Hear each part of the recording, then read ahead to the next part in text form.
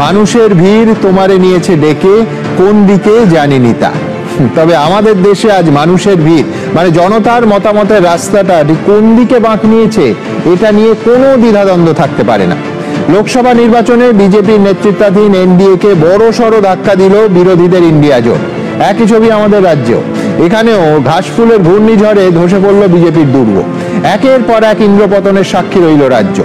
আরো একবার ইঙ্গিত মিলল যে বাংলার বেশিরভাগ মানুষের ভরসা এখনো মমতা বন্দ্যোপাধ্যায়, অভিষেক বন্দ্যোপাধ্যায়ের নেতৃত্বে। সভা নির্বাচনের ফলাফল দেশে এবং রাজ্যে এক নজরে।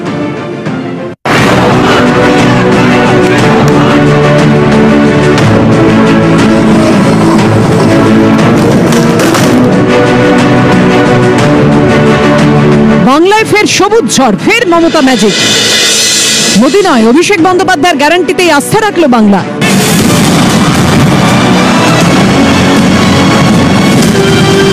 তৃণমূল নেত্রী আর তৃণমূলের সেনাপতির গর্জনে দিশেহারা হয়ে গেল বিজেপি।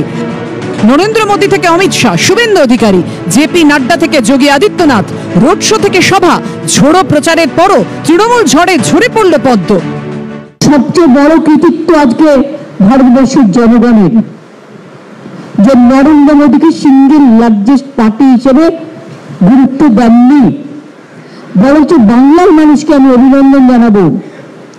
2/3 মেজরিটির ওপর বেশি আমরা যদি প্রত্যেকটা অ্যাসেম্বলি কাউন্ট করি, ভোট কাউন্ট করি, আমাদের ভোটের সংখ্যা অনেক বেড়েছে। এবং যেখানে আমরা হেরেছিও কম, 5,000, 7,000, 10,000 জোর করে হারানো হয়েছে। সপ্তম দফার ভোট শেষ হওয়ার পরে বলেছিলাম যে আমরা তৃণমূল কংগ্রেসের থেকে বেশি আসন পাবো একটি হলেও। আমাদের যে কাঙ্ক্ষিত লক্ষ্য ছিল বা আমাদের যেটা আশা ছিল সেই সংখ্যা পশ্চিমবঙ্গে আমরা পাইনি। বাংলায় যখন মমতা বন্দ্যোপাধ্যায় ও অভিষেক বন্দ্যোপাধ্যায়ের যুগলবন্দিতে তাল কাটল মোদী অমিত শাহের, তখন দিল্লিতেও বড় সড় ধাক্কা খেলেন নরেন্দ্র মোদী।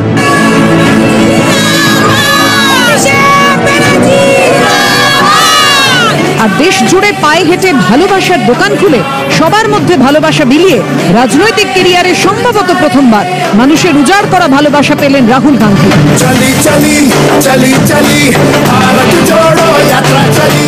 अब की बार 400 पारे नरेंद्र मोदीर स्लोगान मुख थुबड़े पड़ल। मैजिक फिगार 272 छूते पारलेन ना नरेंद्र मोदी। एকক সংখ্যাগরিষ্ঠতা পেতে ব্যর্থ হলো মোদী শাহ জুটি।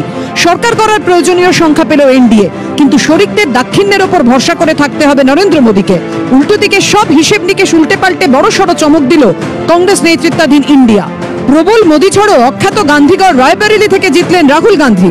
কেরলের ওয়েনার থেকেও লাগাতার দ্বিতীয়বার সাংসদ হলেন রাজীব তনয়। গত লোকসভা নির্বাচনে রাহুল গান্ধীকে হারিয়ে মোদী মন্ত্রিসভায় ঠাঁই পাওয়া স্মৃতি ইরানিকে এবার পরাজিত করল মেছের জনতা।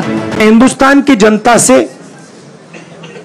इंडिया गठबंधन के पार्टनर से और बब्बर शेर कार्यकर्ताओं से दिल से धन्यवाद करना चाहता हूं।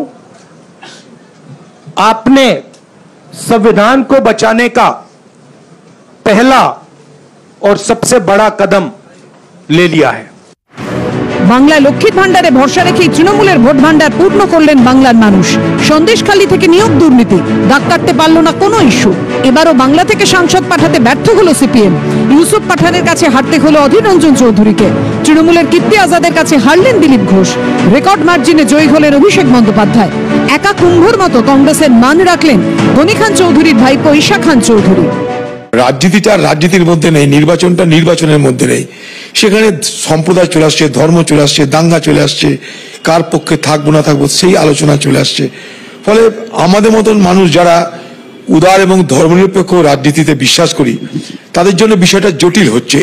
ওড়িশায় পালাবদল ঘটল। বিধানসভা নির্বাচনে নবীন পট্টনায়কের দলকে হারিয়ে ক্ষমতা দখল করল বিজেপি। অন্ধ্রপ্রদেশ বিধানসভা নির্বাচনে ওয়াইএসআর কংগ্রেসকে ক্ষমতাচ্যুত করে জয়ী হল চন্দ্রবাবু নাইডু নেতৃত্বাধীন জোট।